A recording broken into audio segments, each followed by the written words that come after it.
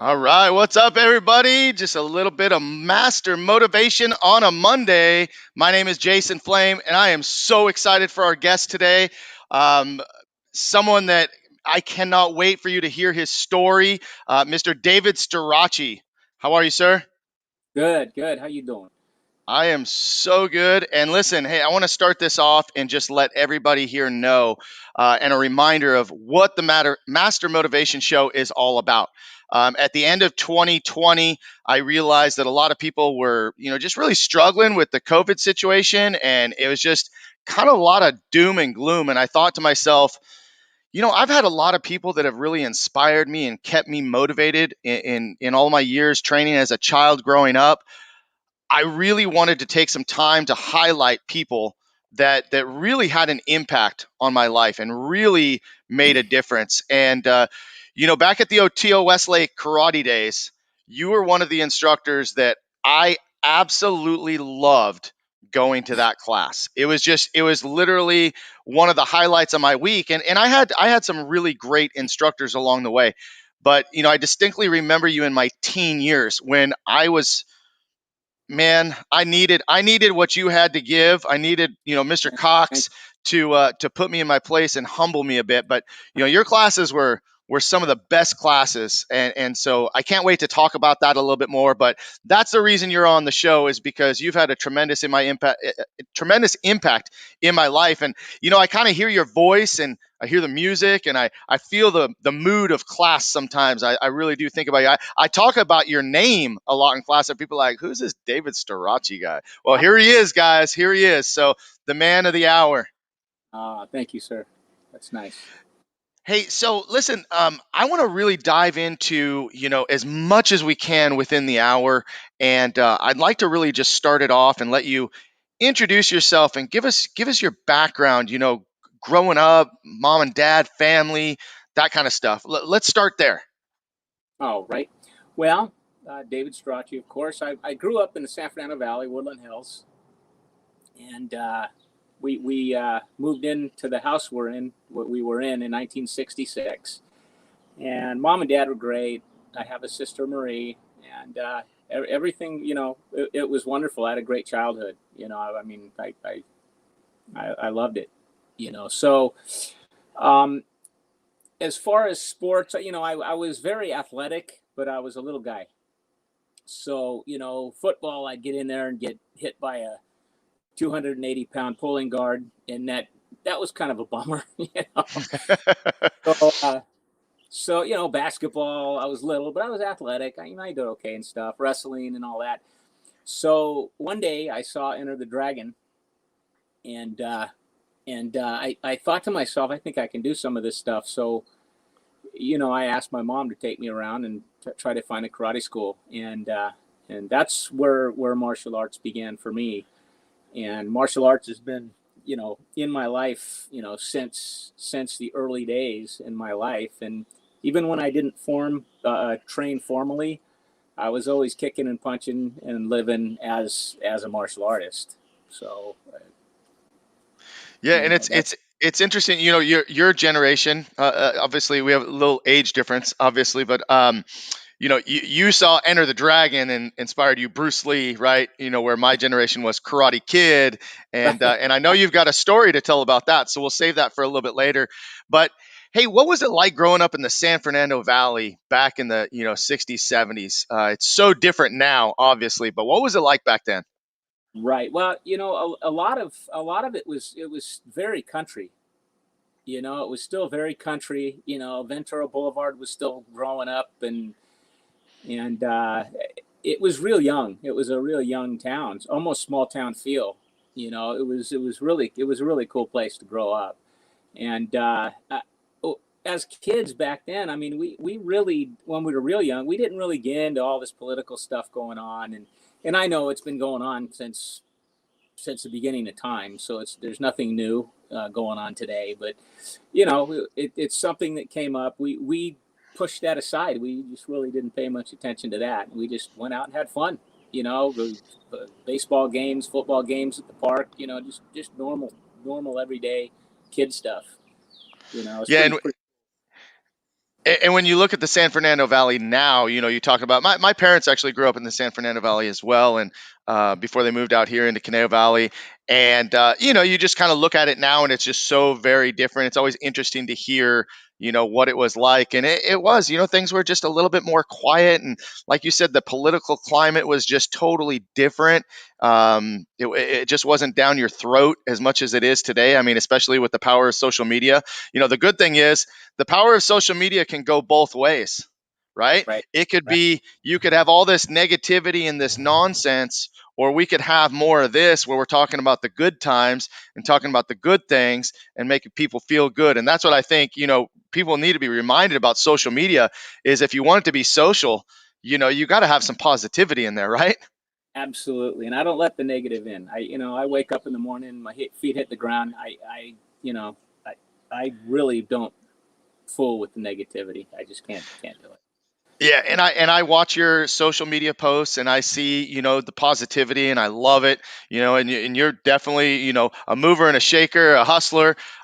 You and I share a friend in common that I never even knew, by the way, and Hmm. and we all share that friend with Mr. Cox, Ronnie Camacho, Oh, sure. Oh, Ronnie's my boy. Look, right? I know you're wearing his shirt. his shirt on. No, he's my Uh, boy. Good guy. Wow. Yeah, he's a good dude, and as a matter of fact, he's going to be on the show as well. He was very instrumental in Mr. Cox, in his training regiment and Uh, his transformation. And he, believe it or not, my wife and I trained with him for quite a while. But oh, talk wow. about another dude that puts out that positivity on social media. I mean, Right. grind for life. That he's just all over it. He's great, boy. I love that guy. He's a Yeah, good. I do as well. So we Yeah. talked about, Enter the Dragon, right? You saw Enter the Dragon and it was like that lit the spark to really get into martial arts. So you went around, you Did. looked at martial arts schools, but you played some other sports, right? You said you played you wrestled, football, basketball. Which one Right. was your favorite Soccer. before martial arts? You know, I was really good in baseball. I was really good. I mean, I was one of those little kids that hit 800. I was always on the All Stars and pretty good little second baseman. And once I found martial arts, all that went out the window. I mean, that's all I did. I didn't go season to season. Martial arts was my season. It was it. That's all I did. So I kind of got out of all the other stuff. But baseball, man, I had a lot of fun playing baseball. Yeah, And and you played those sports in high school as well? high school, I didn't play baseball. I played No. football. I ran track. I wrestled, and I didn't play baseball in high school. So those are the three sports I played.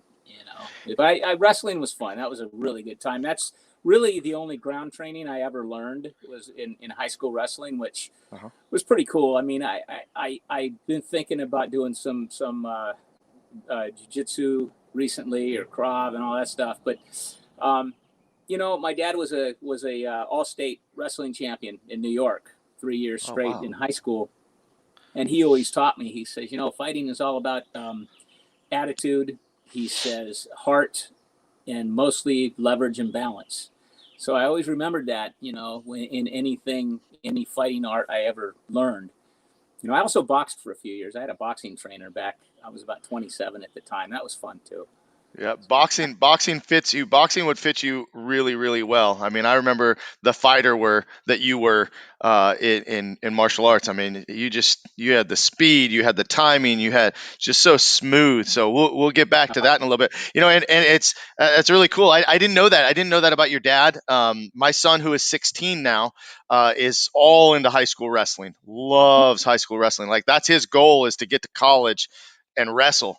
Very, Um, very cool. I see the it's just cool. and there's nothing like it, right? I mean, the heart of a wrestler, the training regiment that wrestlers go through, you know people that go through wrestling training really understand what hard work is, and I think it Mm, goes hand in hand with the martial arts. So sure. talk about being introduced to Mr. Ichikawa and how you came to start training at Tarzana Karate. Well, we walked in. I mean, we hit a few studios up and down the boulevard, and I just didn't feel it, And I was young, but I still had kind of some awareness. And we walked into to Tarzana. It was at the Capri Plaza studio, and as soon as I walked in, before I even talked to anybody, I felt good. I just knew that it was the place. Mm-hmm. So I started. I don't know. I think I took a week or a month. I forgot what he gave us at that point of free lessons to try and all that, and I was hooked immediately. Then we came back and signed up for whatever program that he put in front of us. So that was great times. But I never looked back. I mean, the people and the friends and you make in the martial arts are just, it's incredible. It's been a lifetime for me. I've always really loved it. How old were you when you first walked in the door at Tarzana Karate? Actually, it was actually in late 1975. So I was probably 15. Okay. And then, I 76 came, and that's really when I signed up, January of 76. So I was still 15 because my birthday's in September. So that's it. And I just loved it. And Mr. Ichikawa, man, he's been, been one of my heroes. I've got 4 heroes. He's one of them. So well, we'll talk more about your other heroes as well. I think that's so important too, that people understand, martial arts that way, that because people ask me all the time, how do you choose a martial arts school? I said, when you walk in the door, you'll know. Yeah. And I have students that have trained with me and they move to another state, and how do I choose a new school? I said, just the feeling you walk in the door, whatever that is, it's gonna feel right, or it's just not. I mean, it's pretty intimidating to walk into a karate school as it is, but there's just a certain feeling. Now, that first school, you went to the original Tarzana Karate before he moved over to the corner of Ventura and Shirley, correct? Yes, they had just. What happened was he owned. He was running Chuck Norris schools, and they owned Sherman Oaks Karate Studio. Him and Mr. Harold Gross were partners, and they decided that they didn't want to be partners anymore. So they kind of, I think they either switched studios or Mr. Ichikawa did something, made some moves, and he ended up with Tarzana. And yeah, we were there for a while, and then we moved over to Shirley. Is that where you started, Shirley? I actually trained at the T.O. Westlake Karate Studio. I started with him at the rec center in Thousand Oaks. Then we moved over to the Arbalest School, and then Westlake School, and kind of run. But I actually never really trained. I only tested it at Tarzana, and that school has got a lot of memories. But so you started with Mr. Ichikawa. Was he the man you saw when you walked in the door? And what was your first impression of Mr. Ichikawa? Yes, he was actually in the office, and I believe Mr. Ponell was on the mat teaching as a red belt. I think he was teaching white belts at the time as a red belt. And Mr. Ichikawa did approach us, and very, very gracious greeting, of course, Mr. Ichikawa, him. And we ended up sitting down talking for a little while, and the rest is history. I stayed and stayed and stayed. And remind everybody, Mr. Ichikawa has well over 1,000 black belts under him, with all the different schools by now. But your black belt number is number 42. 42. I mean, that's I don't know anybody else actively training and moving around before 42. Is there anybody that I mean, Ron Ponell he's out there. Ron Ponell, I believe, is number 3. Number 3. I've actually been training with him through Zoom. He teaches a Zoom class on Saturday at noon, and it's pretty neat. He's a UFAF guy, United Fighting Arts, Chuck Norris's federation. So they teach, and Master Herrera's there, and Master Lacombe, and all those guys. So it's kind of neat. It kind of helped me get back into the swing of things. And during COVID, that's when I started working out with them. And right. It was neat. We do forms and all that. And then Mr. Ponell got me to compete, and I won a couple Zoom kata tournaments, one in December and one in March. So it's kind of neat, and it just sparked me to become a born again martial artist. I mean, every day I'm out here, with my bow stick or my form to do something. So it's just really really, really neat to be back. I mean, my blood is running again with Yeah, martial right. arts. Well, I mean, once you have that, once you have that in you, it does pretty much run through your veins, and It it just reminds, really does consume you. yeah, it reminds me of those guys that get crazy about golf. Yeah, I mean, people that play yeah. golf are just nuts, man, and that's how I feel right now with martial arts. So it's That's pretty neat. so awesome. That's so, and we're talking, 40 plus years since the Right? day that you walked in the door, and it's still just as exciting. Who do you remember? You mentioned Ron Ponell. You talked about Harold Gross. Those are two. Did you train with Rick Oki? Yes, yes. Actually, Mr. Oki was Mr. Ichikawa's first black belt, and he taught a lot of the classes in the beginning, and he was a real, oh my god, the big smile on that guy, and he was just the neatest guy, tough as nails, um, just great stuff, real technician, great fighter. Actually, him and his wife one day they took me to Texas for a tournament. I think it was a blue belt at the time, and we went out there and fought a bunch of Texas boys. It was fun. It was a good time. The good old days.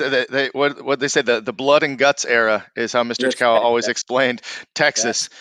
That's good So, times. who are some other who and people watching right now? Like, I'm kind of reminiscing and learning history as I'm listening to you talk, but Yes. people probably don't recognize those names. Who were some of the other names that you remember back then that were teaching classes, or people you looked up to that you were training with? Okay. Well, there were a few people. I mean, I don't know if you know. I was a red belt for like 3 years. That's why I'm not in the 30s. So the people that I started with, they kept training and got their black belts, and they're in the 30. They're in the 30s numbers. But back then, rank wasn't really that important to me. I just loved to just do it. I loved to fight. I loved to do all that stuff, and it wasn't that important. So I remained a red belt for 3 years. And Mr. Ichikawa used to get on me about doing my forms. Do your forms. Do your forms. You're gonna need your forms. Remember, he always just said the martial part and then the art part. Combat and art. So Yep. that's what I'm doing now. So Right. I think he had a interview with Mr. Cox, and he said that I came up somehow, and he said that I had some unfinished business. So I'm going to go for my next rank, hopefully this year sometime. But Awesome. other names, I think people like Miss Wing, Tiffany Wing, Kathy Grunwald, Daryl Rice. I mean, all these guys were out there. Kathy or Tiffany, I'd walk down a back alley with either one of them anytime, back to back, and have no problem at all. These are two tough martial artists. Absolutely, absolutely. I mean, Tiffany Wing at that time, it was Tiffany Schaefer. I mean, those Right, three names right off the bat: Tiffany Schaefer, Kathy Grunwald, Dale Rice. They right. were all on my black belt panels. I remember, Okay, Andre. just Remember? staring at them like, oh my God, scared to death. Ah, To make a mistake, because back in those days, you failed a form, you failed your test. It was didn't matter how good you could fight or anything else. no, nope, didn't matter. Nope, you missed a key eye, like Mr. Cox says. Mr. Key eye, you next. Right, right. Yeah, we'll see it. We'll see in a couple months. You bet. What was training with Mr. Chikawa back in the day like? I think that it's not really a whole lot different. He had a little more hair and he was a little bit meaner. But I mean, what do you remember? You remember? And I'm saying this because he's my guest on Wednesday, guys. So I'm going to bring him up and we'll talk about the same stuff. But tell me, what was it like training with Mr. Chikawa in the early days? Well, he expected a lot. He did. He was, you know, Mr. Ichikawa is such a technician, and even today he does the same thing with me because he's helping me with my forms stuff. And Hmm. man, he will tear you apart, but he lifts you up at the same time. So he's always been like that. He's always been very very strict about basics, about the things that really matter in the martial arts. He all taught all of us that black belt's a master of the basics. Right. So you don't have a good front stance or a good back stance, or you're not folding properly. He used to nail us to the cross. He didn't let that stuff go lightly. One thing I was there a few, was it about 3 weeks ago, and one of the kids, I forget because I'm kind of helping him. I'm helping him and the other black belts with teach the kids, and it's really neat when you teach. You really get sharp when you teach. You see that innocence, and it makes you a better martial artist, definitely. But one of the kids moved out of Chumbe, and Mr. Ichikawa said 5 push-ups right now. And I elbowed him. And I says, "How come I used to have to do 25?" And he goes, "Well, they're 5." I said, "Oh, okay." Yeah, on your knuckles on the concrete too. Right. He was really funny that way. But no, it was really, really neat back in the day. He's such a great instructor, and he never let up as being a great instructor. That's for sure. And did you ever get a chance to train with Chuck Norris, Pat Johnson back in those days? No, I No. didn't. I've met both of them, but I've never had a chance to train with them. At the studio, at the Tarzana studio, we had Mike Stone every now and again. He was big time. Right. But Mr. Johnson and Mr. Norris, no, I never had the opportunity to actually train with them, which would have been such an honor. Oh my God. Yeah, for sure. So, hey, I saved this comment here because I want to talk about it a little bit. But Mr. Cox calls you Taibo Storace, the original Karate Kid badass.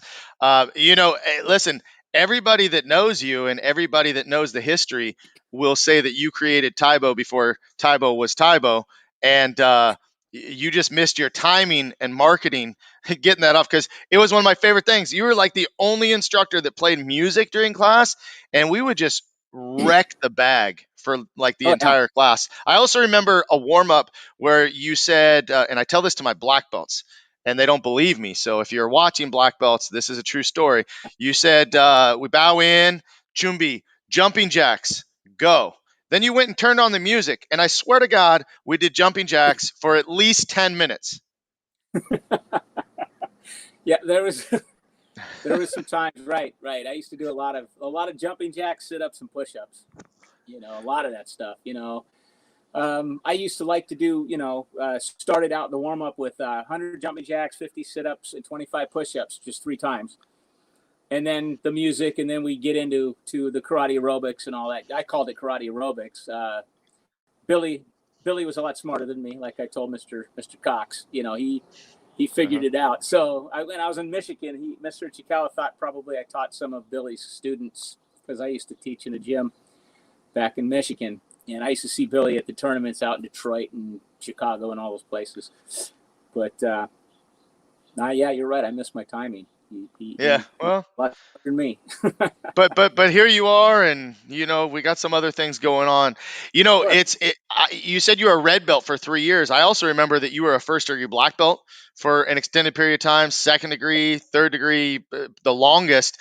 I'm really excited, and Keely said this. She says you are the master, and I can't wait. I can't wait to be able to finally call you Master Storace when you get that test done. So please make sure that we know when that is. I would love to come and watch. I will. I can't wait. Mr. Ichikawa asked me, I think it was last month. He said, "Well, when is your test?" And I said, "Well, you'll tell me when I'm ready." Because the last time I tested was 1995. So I'm brushing up. I mean, I learned in the last 3 months.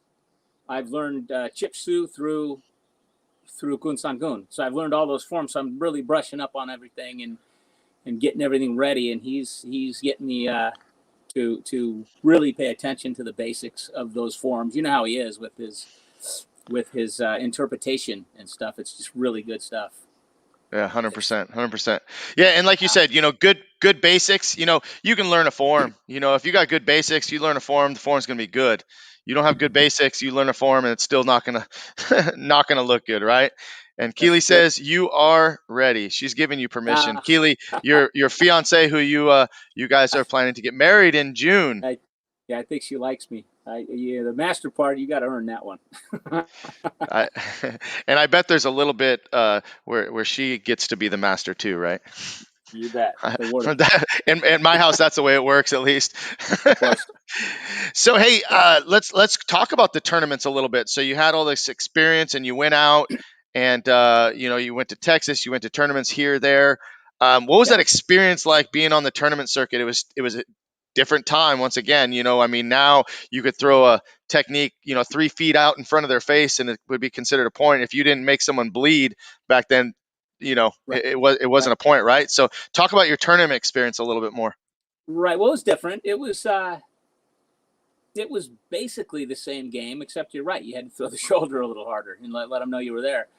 But it was a good time. The first year, maybe two, that I fought, there were no safety equipment.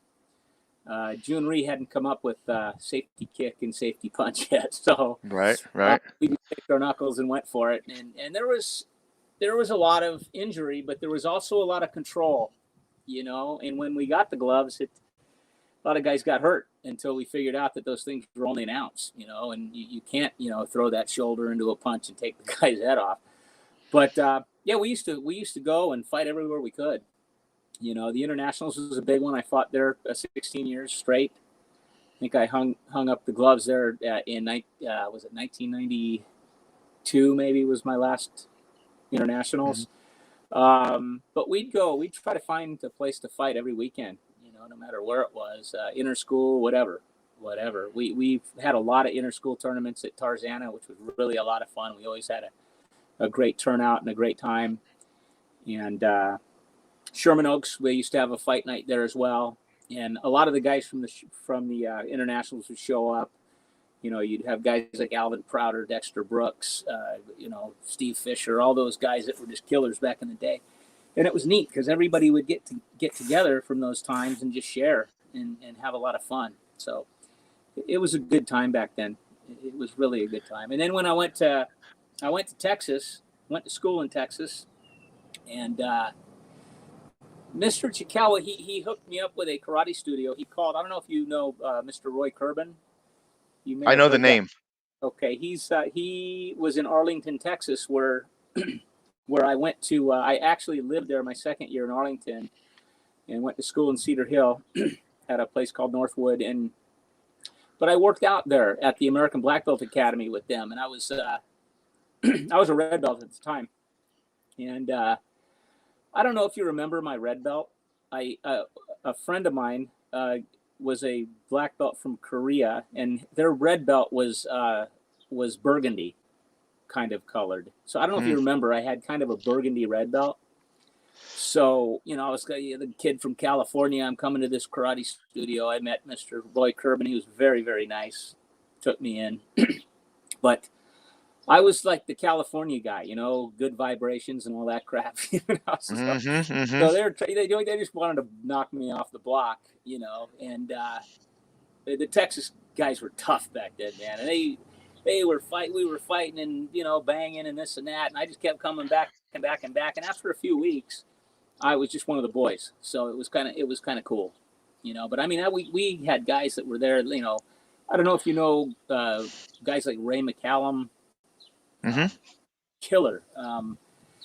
Demetrius the Greek before he passed away. He passed away in 81. But Ray'd come to the studio and just to beat everybody up and leave. And I mean, he fought Bill Wallace back then, and God, he was just a killer. But man, good stuff. But the tournament scene out there was kicks to the head. You get 2 points. So we didn't do that out here. I don't even know if we do anymore. But they used to do 2 points to the head, 1 point with hands. So those were a lot of fun tournaments out there. Yeah, that was a big switch. I remember when it went from 1 point for everything to the 2 point head kick, and now I don't know if you knew this, but in a lot of tournaments they'll actually give 3 points for spinning kicks to the head. So it's just I think they just want to make it more exciting, right? It's just like any other sports. They're trying to make it more entertaining. Right. But the rules always change. I remember too, by the way, I don't remember your burgundy red belt because I think that I was probably a little bit too young. I didn't start training with Mr. Chikawa until 85. But I do remember the international patches on your leg. As a matter of fact, It was just another way that you had just inspired me, because that became my thing.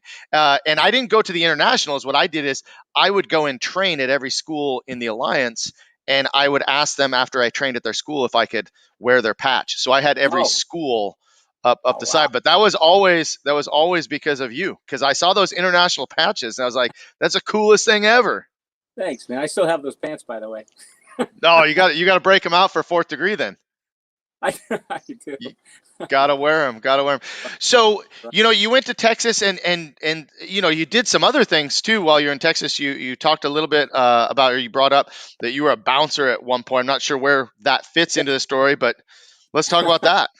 Those were fun times. I mean, I was a little guy. I think I weighed $140, maybe 140, and I loved to fight and all that. And I got this job at a bar. It was a rock and roll bar called Jekyll's and Hyde's, if you believe that.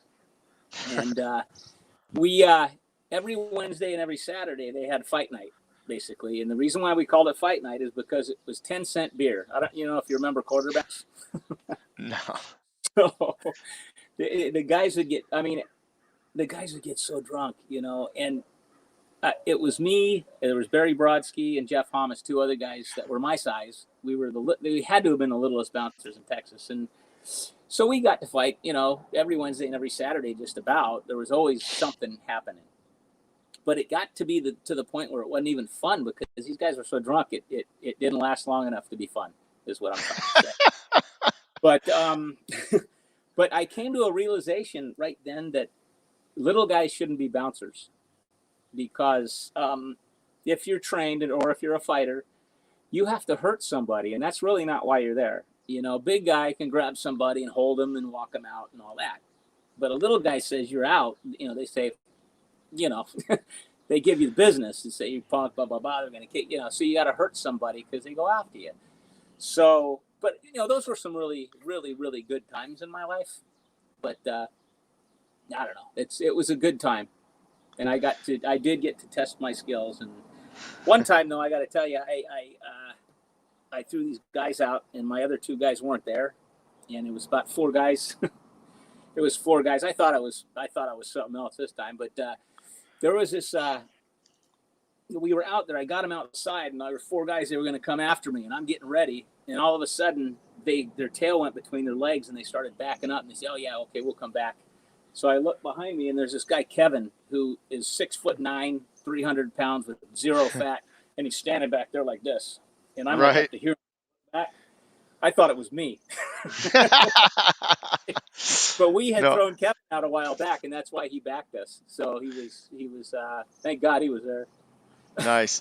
Hey, I throw that. I don't know if you can see this up on the screen, but Gary Witkowski, another animal on the mat, is just giving you a little bit of love. He said, "I love looking at those patches. Mr. Storace was and is an animal. Much respect to you." So thank you, Mr. Witkowski.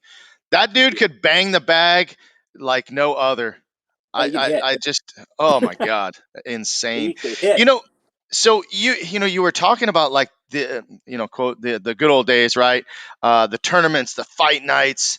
One question that I didn't ask, and I was just kind of curious because Tarzana Karate, Sherman Oaks Karate, they're both right there.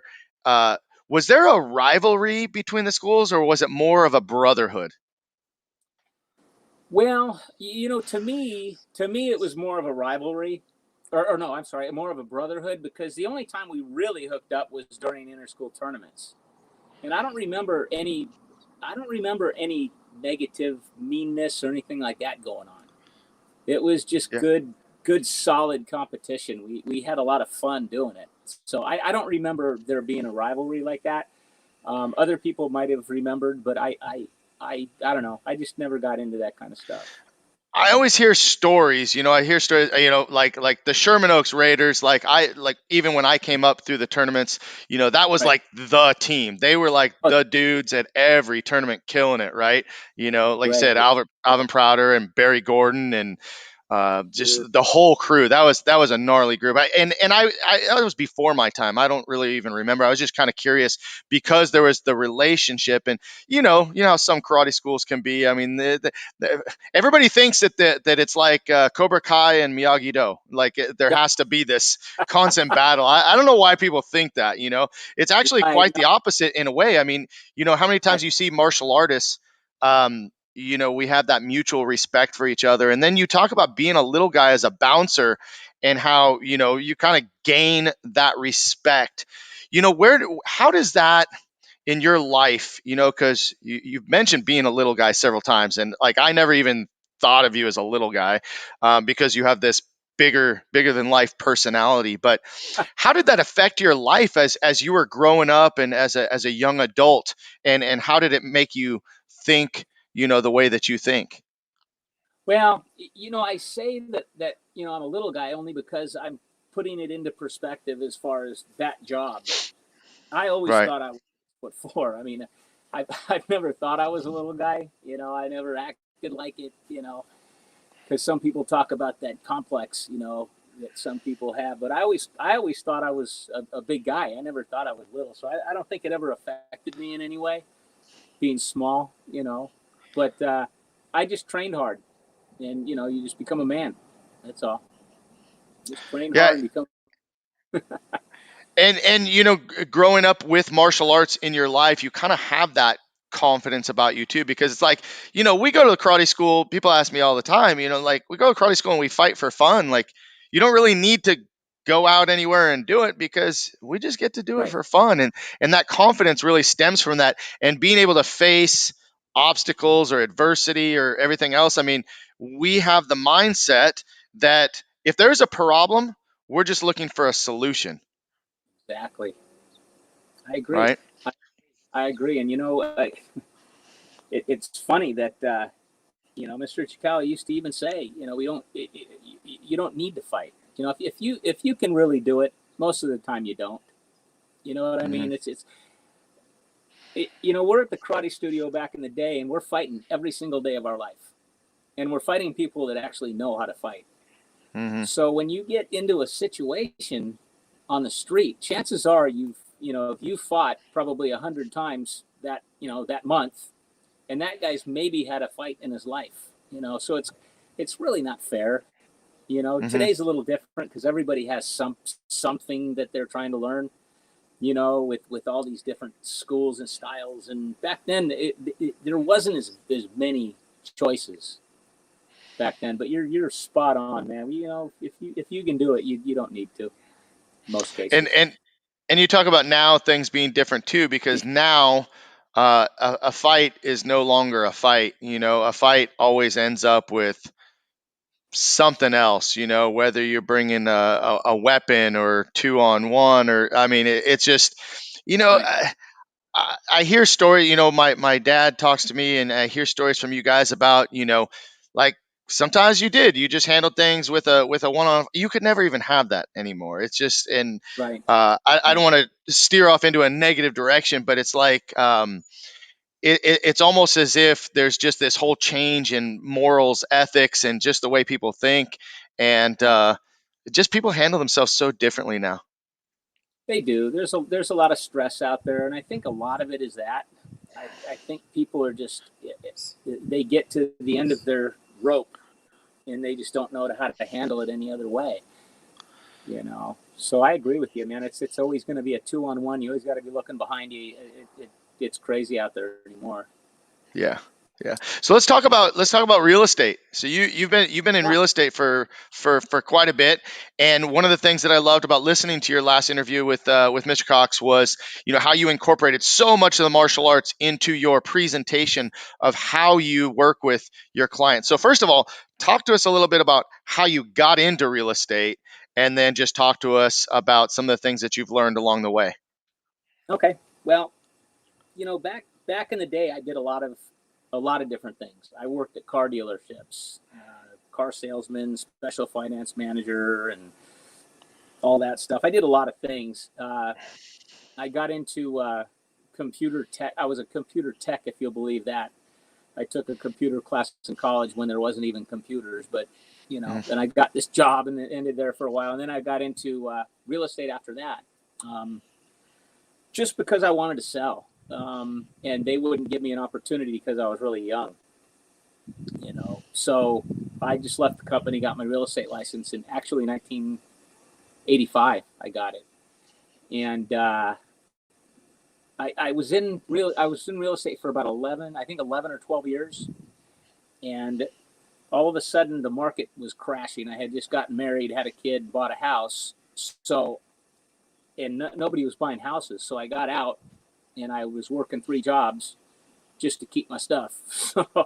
Mm. So I had to get out of real estate for a while. So after that, I got into a couple different things, different companies that I was involved with and all that. And then what happened is what got me back in again is I lost my wife to cancer for about 4 years ago, pancreatic cancer. It was devastating.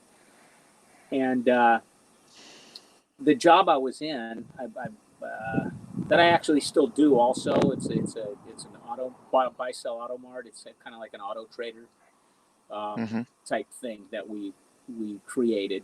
I was going all over the place and doing all this stuff, and I just wanted to be home. I wanted to be I wanted to become a local guy again and get involved in my community again. And if you're a real estate guy, you're entrenched in the community. You have to be. And it's just and the people that I work for, Bob Majorino, again, he's one of my other heroes, as a matter of fact. He's my broker. He was the broker I was with in '85. And there's still a lot of people, the same people there that I knew, So I went back, and it was like I never left. It was really kind of cool. It's a great job. I love real estate. I love helping people. One of my biggest drawbacks, I think, is that I'm overprotective of my clients. That's a drawback of my own. I mean, I'm brutally honest when it comes to telling them my opinion on whether or not it's a good thing for them or not. A lot of people tell me you can't do that because you're going to cost yourself money. But to me, I think it's the right thing to do. I mean, if somebody's clearly making a mistake, I have to let them know. I can't do it just for a buck. It's just not in me. So Well, one of the things that I learned over the years, and I specifically remember hearing this from a good friend of mine, Robbie Beard, who would talk about the word sell, and I forget what language, but it really translates to serve. To sell is to serve. And it sounds like, exactly what you're saying is that to do your best job is to do your best for every one of your clients. I think that's very commendable because, again, in a society that morals and ethics have somewhat declined, and the selfish gain and attitude has become more prevalent, that it's just it's so great to hear that there's still people out there that are looking out for the other side. I mean, if it's mutually beneficial in the long run, you're doing a lot of repeat business, you're getting a right. lot of referrals, and that's what it's Mm-hmm. all about. And like you said, being involved in the community, which is something I strongly believe in. When you're Right. that guy that people can trust and go to, I mean, that's just an amazing attribute. So I would never say that that's a downfall. I think that that's a huge plus for anybody that works for you. Right. Well, thank you. Thank you. I appreciate that. I mean, the reason I say downfall, it's to a lot of people when they hear me say that or do certain things, it's they look at it as a downfall because I'm giving up deals sometimes is what I'm saying. So, but I appreciate that, and I'm very proud of you, by the way, because you're very community oriented. And the job that you've done is insane. I Thank love you. seeing that. Thank you. I appreciate it.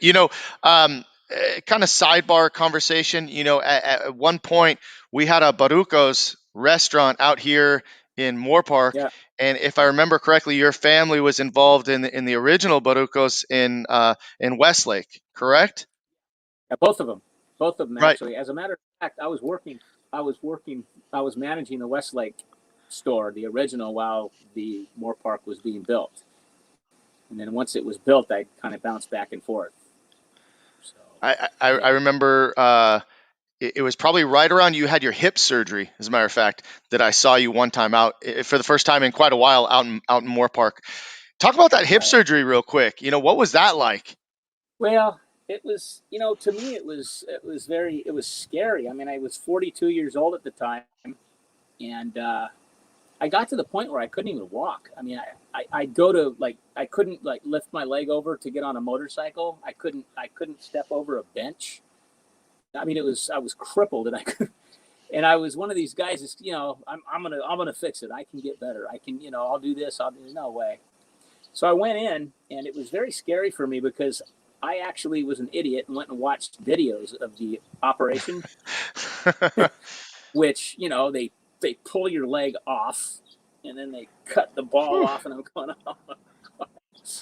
So my actual surgeon, who was world class, he had one of his one of his patients call me that had the surgery, and he was actually a martial artist, and he told, because that was one of my biggest things: am I going to be able to kick? Is my leg going to fall off?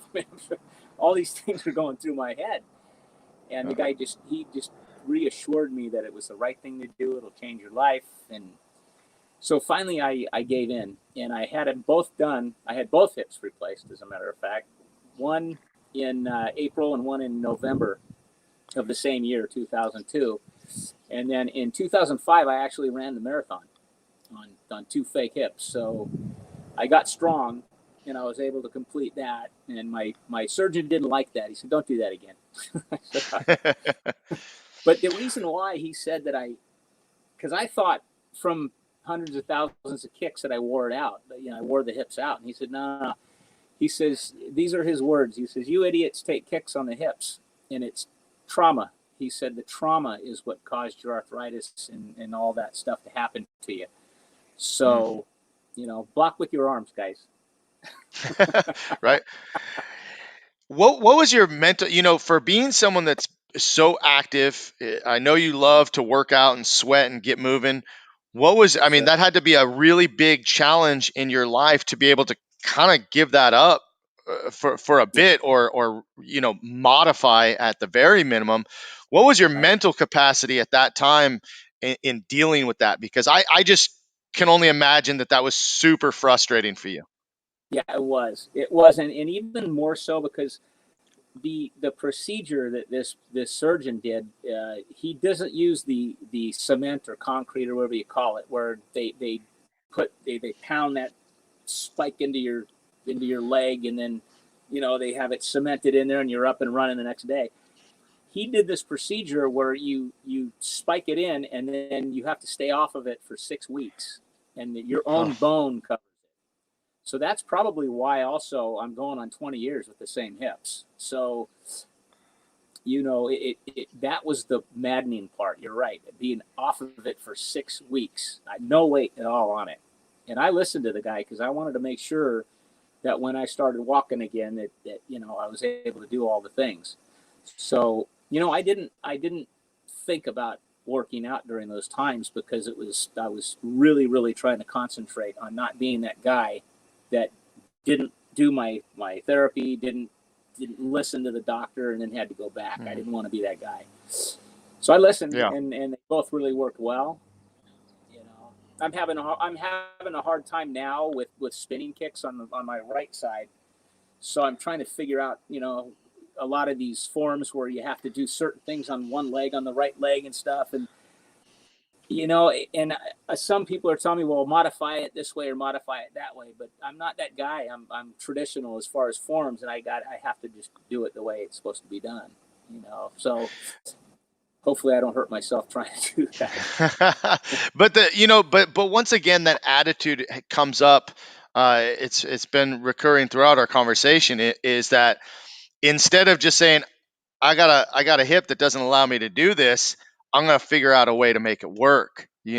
When things were rough in your career, I'm gonna figure out a way to make it work. And that's where I think that a lot of people struggle with that discipline to be able to put in the work to make it work, and because it's too easy to quit. It's too easy to give up. Right. Why? Where do you think that came from? Is that something that you were just born with? Is that something your dad instilled with you? I know that we talked about martial arts kind of, but that had to start even before that. Right. Well, I know my father is a great dad, but he wasn't around a lot because he was a hustler, man. He went out there and did it every single day, and I think watching him do that, leaving the house and just kicking butt, like he did his whole life. I lost him in August, by the way, which was not fun. But yeah, he was just seeing the example, leaving the house every single day and just pumping the way he did. I think that's where it started, really. Hmm. And other than that, yeah, I think that's where it had to have come from. Because then when I got into martial arts, it was the same thing from Mr. Ichikawa. You want to make your dad, proud. Then you want to make your instructor proud. So it goes on. It goes on Right. from there. So Right. Well, that's and probably you said you had four heroes, right? You brought up Mr. Chikawa. You talked about your broker. I'm assuming Dad is in that category. So who have right. we not talked about? Okay. The one man, and that it's my best friend John Shukin, his father Steve Shukin. Um, he was, and I never really got to tell him this, and he passed years ago. But he was another one like my dad in the car business, going to work every day and kicking butt, just doing it, man. And they were both very successful men, and just role models as far as that section of my life's concerned. Um, very successful, very very straightforward, and I always just appreciated that in them. So those were pretty much the four guys. Bob Majorino, my broker, he's another one. I've known him for 30 something years. Just a really really great guy, good teacher, and that's what I look at all four of them as, is just wonderful teachers. Well, Really and did. what I see from my end, and for the time that I've known you, and from what I see you continue to prove, is that you embody the best of all four of them. You talk about the hard work. You talk about the blunt honesty. I always appreciated that. When we were in class, man, you'd let us know if we were dogging it, but you'd always be there right next to us. You were also one of the instructors that would actually do the workout with us, which I thought, in some Oh, cases, oh I, yeah. I thought that that's so motivating, inspiring. It's like, hey, let's go. Just, follow me. And you always led with that same energy that you expected, Thank you. so, you were just a phenomenal instructor. And I don't know that Uh, anybody has ever truly given you that credit. And I watch from the outside now as you continue with your real estate profession. And I see you so excited about getting married again. And you're so proud of yeah. your kids, and you've got a brand new granddaughter that I know you're super super proud of. So talk about being a grandpa. Wow, it's just incredible. I mean, anybody that has become a grandparent knows it's just incredible. I mean, I haven't gotten to see her as much as I'd like because of this whole COVID thing, but we do get together, and man, she's just precious. She's just beautiful. Talia, her name's Talia. So yeah, my daughter and her guy Jordan, they did a great job. They made a great baby, and she's beautiful. I'm just proud. I'm just proud of her and both of them. It's just really neat, really really neat stuff. Well, I That's hope the goal. my time before I'm a grandpa is much further along. My daughter is 19, my son is 16. Plenty of time to deal with that. I'm still just enjoying being a dad, and dude, teenagers are tough, but so cool in so many ways. I just, Right, right. you get to watch your granddaughter now too from different eyes. Like when you see your kids from a parent's eyes. I mean, I loved every age. Everybody asked like, "What's your favorite age?" Every age was my favorite age because there was a different phase. and Right. now seeing it through a grandparent's eyes. I mean, the amount of pride that you have, I can't imagine. So I'm super happy for you, and I see the smile, so I know you're excited. Thank you so much. Yes, it is. It's exciting. It's exciting. Good for you. Good for But you. Well, hey, listen. I forgot to tell you that you and Jacob were always a bright spot in my class. You guys were the young bucks. You were both were a lot younger than me, but and I mean a lot younger. But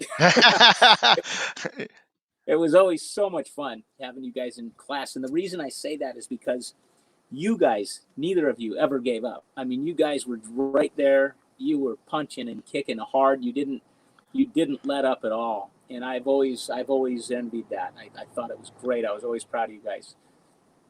And I'm very proud of what you've both built. Thank you. Really cool Thank you stuff. so much. Like you, I had a father who didn't understand what it was to go in first gear or go slow. Or I mean, I my dad is the hardest worker on the planet. You remember that? That dude just remember him. I he's remember him. he's crazy that way. So, but I appreciate the words. It means a lot. It means a lot, especially after all these years, because yes, there is definitely the age difference. I started in '85 and worked out with you probably closer to the end of the '80s, early '90s, and here we Hmm. are, 2021. And those lessons, those experiences are still ringing true. They're still being let out on this mat. So you have a legacy through teaching martial arts for me, for Thank sure. you. Thank you. That's cool to hear. So, well, I just want to wrap things up and thank you so much for taking the time. I know you're very busy and you have a lot of things going on. And what I want to finish with is just your final thoughts. And because this is the Master Motivation Show, I just wanted you to kind of leave everybody on a couple quick notes of how you stay motivated, how they can stay motivated, and how we can motivate each other. All right. Well, as far as motivation, I think you really have to get rid of all negativity out of your life, and it's almost impossible because of social media and all the stuff we hear. But I think we need to really make an honest effort to just push all that stuff to the side. And I'm not saying don't know what's going on in the world, but I feel like you really need to make a point of pushing it to the side. And I think as long as you can do that, you can focus on what's really important in life. And I think, and what I think is important in life is family, friends, you know, things like that. Jobs are great, they come and go, but family and friends are I think, what's the most valuable thing on the planet. And if you can keep uh, those relationships strong and loving and respectful, I think that you got everything you need. I love that. I 100% agree. Family is super super important. And it's something I remember too. My mom always loved about you, just because she came from an Italian family. She used to always love you. She'd be like, "Oh, I love that Italian guy. He's so nice." We didn't really get to talk about food because I know food's a big deal for Right. you. We'll have to hit that up another time. But Mr. Sure. Strachey, Sure. thank you so much for your time. Thank you for being that inspiration in my life. And I hope that everybody that watches this gets to learn, just a little bit more about you and where you kind of fit in my life, and inspired so many others. Because when you taught at TO, there's a lot of great people that came out of the school. Like you said, my younger brother who now has a school, and sometimes you'll just never hear these things. So I felt that it was very important to highlight you and recognize you, and just let you know how much I appreciate you. Thank you, sir. It was really an honor. Thank you very much. Hey, and guys, listen, those of you still watching, please tune in on Wednesday. This week, we've got a special edition with Grandmaster Dennis Ichikawa.